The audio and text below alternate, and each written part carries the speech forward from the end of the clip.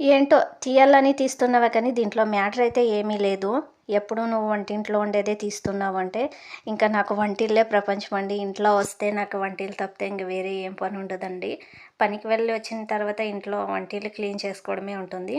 ఇంకా నైట్ అయితే పాత్రలు కడగలేదని నేనైతే ఇప్పుడు పొద్దున్నే కడిగేసిన్నానండి. కడిగేసి ఒక పక్క అయితే వంట అయితే చేసేసిన్నాను.